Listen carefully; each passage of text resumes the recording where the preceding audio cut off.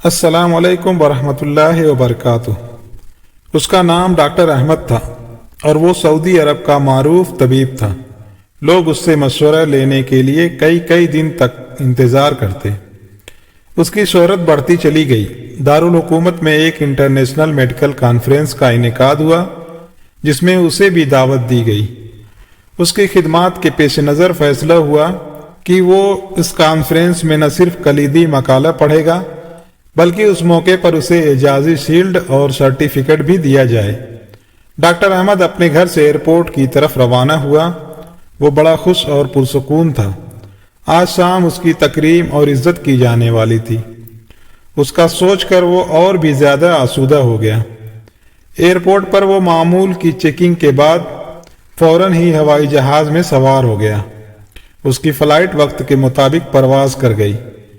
کوئی آدھ پون گھنٹے کے بعد ایئر ہوسٹس نے اعلان کیا، ہم معذرت خواہ ہیں کہ طیارے میں فنی خرابی کے باعث ہم قریبی ایئرپورٹ پر اتر رہے ہیں۔ ہمارے پاس اس کے سوا کوئی چارہ کار نہیں ہے۔ فلائٹ بغیر کسی رکاوٹ اور حادثے کے قریبی ایئرپورٹ پر اتر گئی۔ مسافر جہاز سے اتر کر لاؤنج میں چلے گئے۔ ڈاکٹر احمد بھی دیگر مسافروں کے ساتھ طیارے کی فنی خرابی کے درست ہونے کا انتظار کرنے لگے۔ تھوڑی دیر کے بعد ایئرپورٹ اتھارٹی نے اعلان کیا، خواتین و حضرات، انجینئر نے بتایا ہے کہ فنی خرابی کے درست ہونے کا فوری طور پہ کوئی امکان نہیں ہے، لہذا مسافروں کے لیے متبادل طیارے کا انتظام کیا جا رہا ہے۔ یہ طیارہ کب آئے گا کسی کو علم نہ تھا۔ تھوڑی دیر بعد نیا اعلان ہوا کہ متبادل طیارہ کل ہی آ سکتا ہے۔ ہم اس زحمت کے لیے معذرت خواہ ہیں۔ اب آپ کو ہوٹل پہنچا دیا جائے گا۔ ڈاکٹر احمد کے لیے یہ اعلان نہایت تکلیف دہ اور پریشان کر دینے والا تھا۔ آج رات تو اس کی زندگی کی نہایت اہم رات تھی۔ وہ کتنے ہفتوں سے اس رات کا منتظر تھا کہ جب اس کی تکریم ہونی تھی۔ وہ کرسی سے اٹھا اور ایئرپورٹ کے اعلیٰ افسر کے پاس جا پہنچا۔ اپنا تعارف کرایا اور کہا کہ میں انٹرنیشنل لیول کا ڈاکٹر ہوں۔ میرا ایک منٹ قیمتی ہے۔ مجھے آج رات دارالحکومت میں مقالہ پڑھنا ہے۔ پوری دنیا سے مندوبین اس سیمینار میں شرکت کے لیے آئے ہوئے ہیں اور آپ لوگ ہمیں یہ خبر سنا رہے ہیں کہ متبادل طیارہ 12 گھنٹے بعد آئے گا۔ متعلقہ افسر نے اسے جواب دیا، محترم ڈاکٹر صاحب، ہم آپ کی عزت اور قدر کرتے ہیں۔ ہمیں آپ کی اور دیگر مسافروں کی مشکلات کا اندازہ ہے، لیکن یہ ہمارے بس کی بات نہیں اور نیا طیارہ فوری طور پر فراہم کرنا میرے بس میں نہیں ہے۔ البتہ وہ شہر جہاں آپ کو کانفرنس میں شرکت کے لیے جانا ہے، یہاں سے بذریعہ کار سے صرف 3-4 گھنٹے کی مسافت پر ہے۔ اگر آپ کو بہت جلدی ہے تو ایئرپورٹ سے کرایہ پر گاڑی حاصل کریں اور خود ڈرائیو کرتے ہوئے متعلقہ شہر پہنچ جائیں۔ ڈاکٹر احمد لمبی ڈرائیونگ کرنا پسند نہ کرتا تھا، مگر اب یہ مجبوری تھی۔ اس کے پاس کوئی متبادل راستہ تھا ہی نہیں۔ اس نے متعلقہ آفیسر کے مشورے کو پسند کیا اور ایئرپورٹ سے کار کرایہ پر لے کر متعلقہ شہر کی جانب روانہ ہو گیا۔ ابھی کچھ ہی فاصلہ طے کیا تھا کہ اچانک موسم خراب ہونا شروع ہو گیا۔ آسمان پر گہرے بادل نمودار ہوئے۔ تیز آندھی اس پر متضاد تھی۔ دیکھتے ہی دیکھتے زوردار بارش شروع ہو گئی اور ہر طرف اندھیرا چھا گیا۔ موسم کی خرابی کی وجہ سے اسے اندازہ ہی نہ ہوا کہ وہ کس سمت جا رہا ہے۔ 2 گھنٹے تک مسلسل چلتا رہا۔ بالآخر اسے یقین ہو گیا کہ وہ راستے سے بھٹک چکا ہے۔ اب اسے بھوک اور تھکاوٹ کا احساس بھی بڑی شدت سے ہونے لگا۔ اس نے سوچا تھا 3-4 گھنٹے ہی کا سفر تو ہے۔ اس نے اپنے ساتھ کھانے پینے کی کوئی چیز بھی نہ لی تھی۔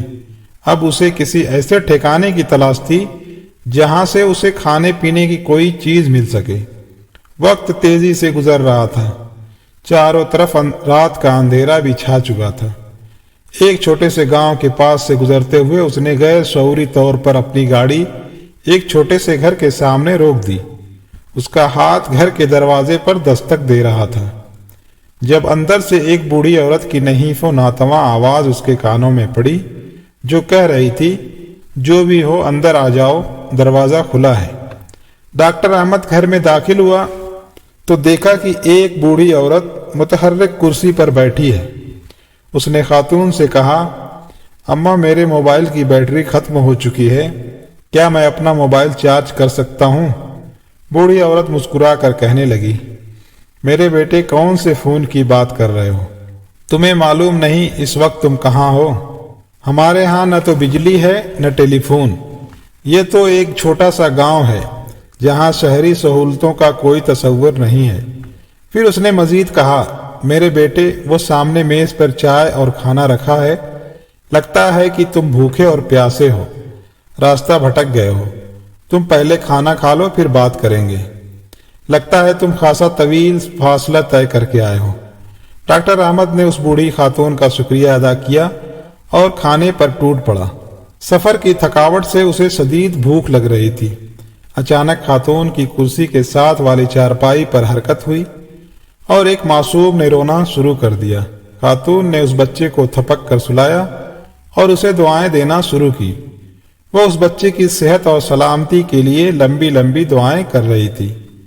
ڈاکٹر احمد نے کھانا کھایا اور بوڑھی اماں سے کہنے لگا، اماں جان، آپ نے اپنے اخلاق، کرم اور میزبانی سے میرا دل جیت لیا ہے۔ آپ لمبی لمبی دعائیں مانگ رہی ہیں، امید ہے کہ اللہ تعالیٰ آپ کی دعائیں ضرور قبول کرے گا۔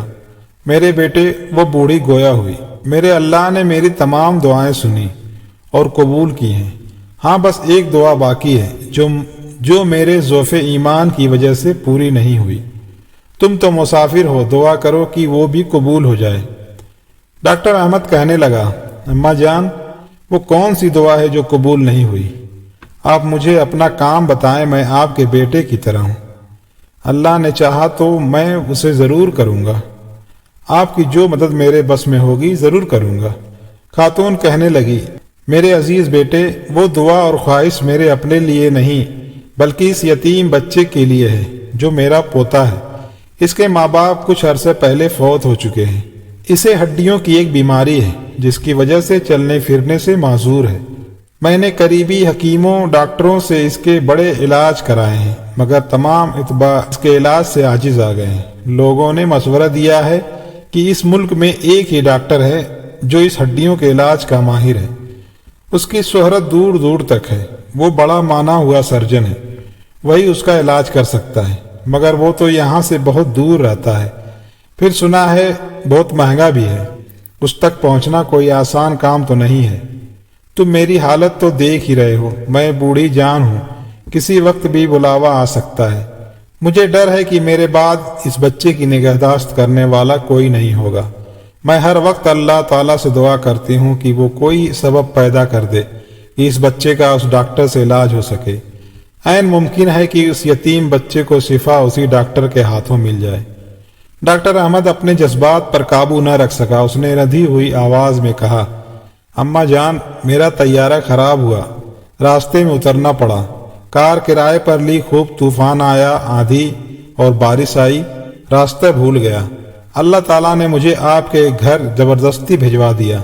اماں، آپ کی آخری دعا بھی قبول ہو چکی ہے، اللہ رب العزت نے ایسے اسباب مہیا کر دیے ہیں کہ وہ ہڈیوں کا بڑا ڈاکٹر خود چل کر آپ کے گھر آ گیا ہے۔